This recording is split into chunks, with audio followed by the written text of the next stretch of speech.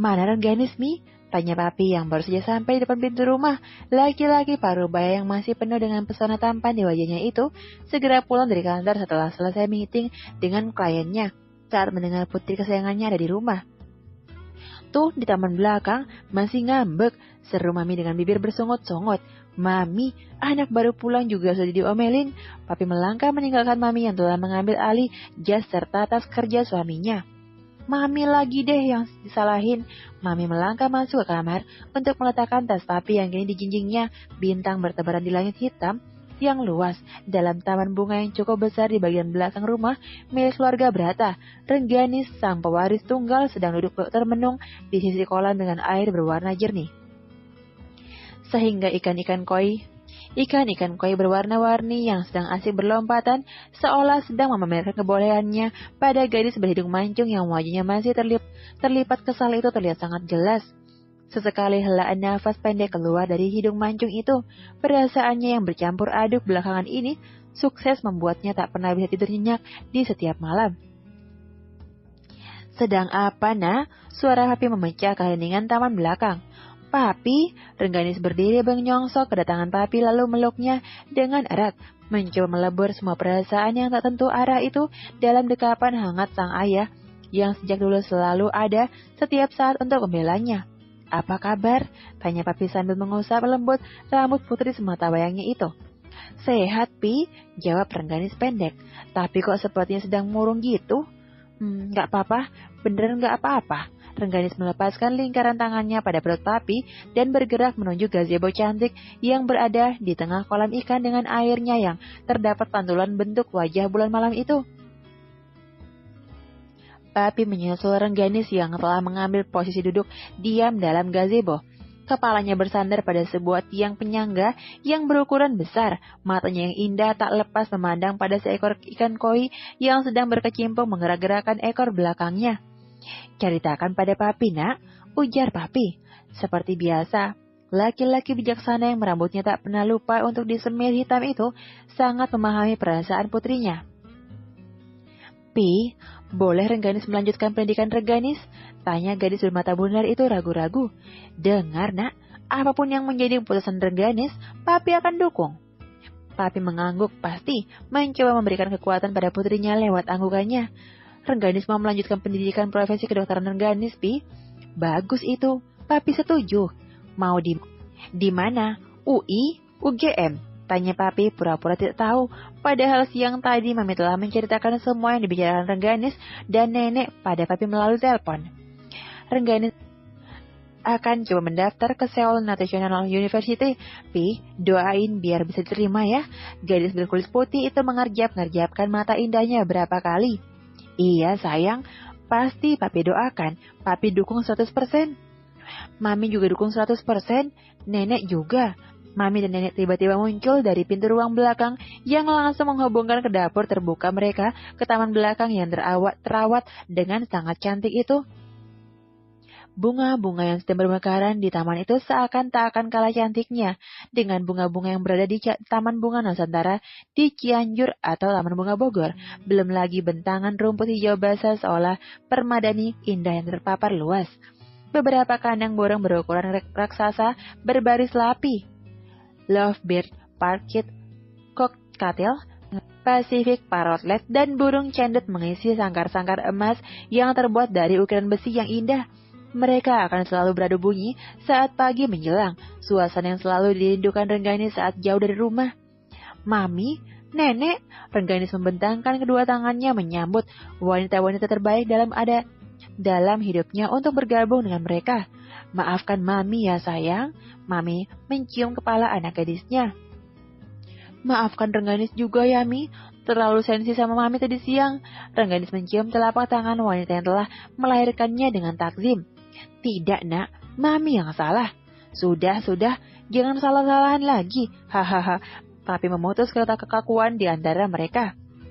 Jadi, apa yang harus kami lakukan untuk membantumu, Nak? Tanya Papi. Besok Rengganis mau ke kedutaan Korea, Pi. Rengganis dengan sebentar lagi ada seleksi dari kedubes Korsel. Jawab Rengganis mantap. Perlu Papi temani? Papi pasti sibuk. Nggak apa-apa, Rengganis pergi sendiri. Rengganis bisa kon, Rengganis sudah besar, Pi. Bukan anak kecil lagi. Jangan, nanti biar Mami coba cancel semua pekerjaan Mami untuk besok. Mami akan temani Rengganis kemanapun Rengganis pergi. Mata Rengganis berbinar. Ditetapnya wanita cantik yang tadi siang mampu membuat hatinya gundah gulana. Terima kasih, Mi. Rengganis memeluk maminya. Wanita yang menggunakan setelan bunga-bunga itu mengangguk berulang-ulang. Matanya berkaca-kaca penuh haru. Malam terang yang ditaburi gemerlap cahaya bintang ini membuat hati Rengganis terhibur meski sedikit.